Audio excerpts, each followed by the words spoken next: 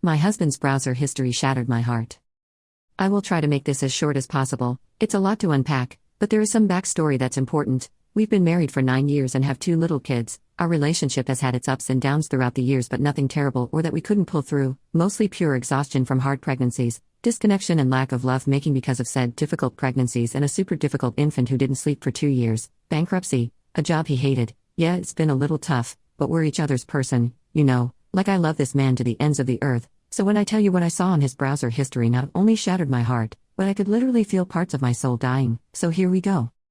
About a year ago, my husband and I had a huge heart-to-heart talk about reconnecting and wanting to get back to a new normal after kids, so we started really making us a priority, rebuilding our relationship and sharing our most intimate feelings. My husband opened up to me about his desire to give a man head, that he isn't attracted to men, but he is attracted to male genitals. Now, I have no problem with this. In fact, I felt this overwhelming sense of attraction to him in that moment. I loved how vulnerable and honest he felt like he could be with me.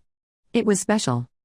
So we talked more and more about what that situation would look like, etc. We both agreed on our boundaries, and our number one rule, no matter what, is to always do anything intimate together. So we found a safe avenue to meet like-minded couples. We had one experience and it was great, but was uncontrollably cut short, so we've opened our minds to the possibility of trying to find a male friend. In the meantime, husband gets a new job and is starting to travel.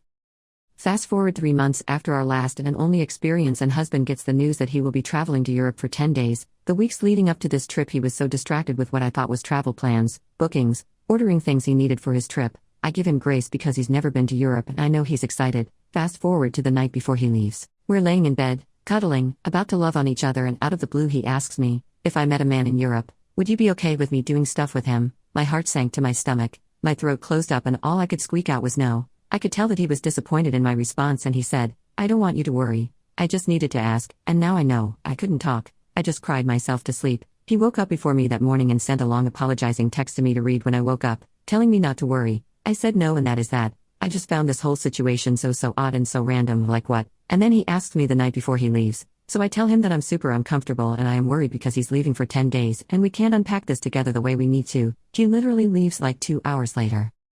Every single internal alarm is going off, red flags are waving in the wind, and I looked at his browser history and it broke my spirit. According to his history, 2 days after he found out he would be traveling, he created an intimate dating profile for this particular area, then he deleted his profile the morning after he asked me the question, then reactivated the account the moment he got to the airport. His profile read, seeking couples or a single male to show him around, have a few drinks, and if things go well, maybe some guy-on-guy playtime. Heart shattered. Then I see that he has spent hours researching intimate service, and he researched pricing and location proximity to his hotel room.